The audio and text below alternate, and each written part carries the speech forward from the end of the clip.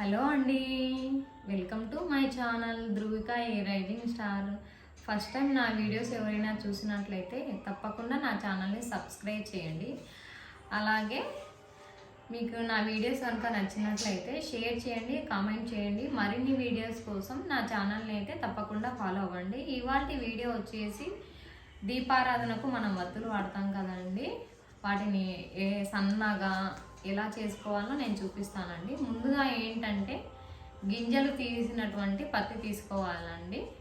నేనైతే పత్తి తీసుకొని గింజలన్నీ ఒలిచి ఇలా పక్కకు పెట్టుకున్నానండి. గింజలన్నీ ఒలిచేసుకున్నాను.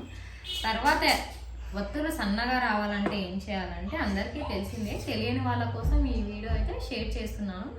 నాకు తెలుసు కాబట్టి, నాకు తెలిసింది ఇంకా 10 మందికి తెలియాలని నేను ఈ వీడియోని అయితే షేర్ చేస్తున్నాను. తర్వాత ఏంటంటే కొంచెం దీపారాధన ఆయిల్ ఉంటుంది కదండి, ఒక చుక్క తీసుకున్నాను చేతిలో. ఇలా 2 చేతులకు స్ప్రెడ్ చేసుకోవాలి.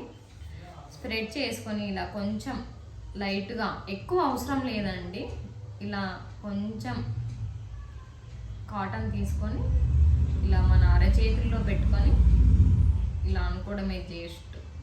జస్ట్ 3 టైమ్స్ ఇలా అంటే చాలండి, వత్తి సన్నగా అవుతుంది. ఇలా ఏదైనా కానీ మన చేతితో మనం చేసుకొని దేవుడికి సమర్పిస్తే ఎంతో హ్యాపీగా ఉంటుంది కదా. బయట కొనుక్కున్నవి అంత మంచివి కాదండి, అవి వేటితో అంటే తయారు చేస్తారు. సో మనమే ఇంట్లో పత్తితో చేసుకుంటే మనకు కొంచెం సంతృప్తిగా ఉంటుంది. ఎప్పటికైనా కానీ దేవుడికి దీపం పెట్టేటప్పుడు 3 వత్తులను కలిపి ఏకవత్తిగా చేసి అప్పుడు దేవుడికి సమర్పించాలండి. అప్పుడే ఆ దీపానికి అర్థం పరమార్థం ఉంటుంది.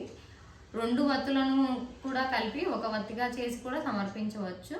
3 వత్తులు ఎందుకన్నానంటే బ్రహ్మ విష్ణు మహేశ్వరులకు ప్రతీకగా 3 వత్తులను కలిపి ఆ 3 వత్తులను చూడండి, నేను చూపిస్తాను.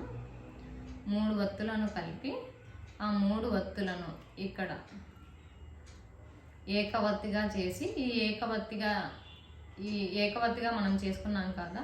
సో ఇప్పుడు దీపపు కుండీలో మనం ముందుగా ఆయిల్ వేసుకున్న తర్వాత ఈ వత్తులు పెట్టుకొని దీపాన్ని వెలిగించాలి. దీపాన్ని వెలిగించిన తర్వాత ఎప్పుడైనా సరే మనము దీపపు కుందికి కుంకుమ పసుపు బొట్లు పెట్టాలండి. కాసిన అక్షింతలు, కొంచెం పువ్వులు ఉంటాయి కదా, వాటి రేకులు తప్పకుండా వేయాలంటండి. అప్పుడు వేసినప్పుడు మాత్రమే మనం పెట్టిన దీపాన్ని పరిపూర్ణం అవుతుందంట. సో నాకు ఈ విషయం వేరే వాళ్ళు చెప్పారు, నేను కూడా ఇది మీకు వ్యూస్ అవుతుందని నేను చెప్తున్నాను. నా వీడియోస్ కనుక నచ్చినట్లయితే తప్పకుండా నా ఛానల్ని ఫాలో అవ్వండి. మరిన్ని వీడియోస్ కోసం నా ఛానల్ని సబ్స్క్రైబ్ చేయండి, లైక్ చేయండి, షేర్ చేయండి, కామెంట్ చేయండి. వీడియో చూసినందుకు థ్యాంక్స్ అండి.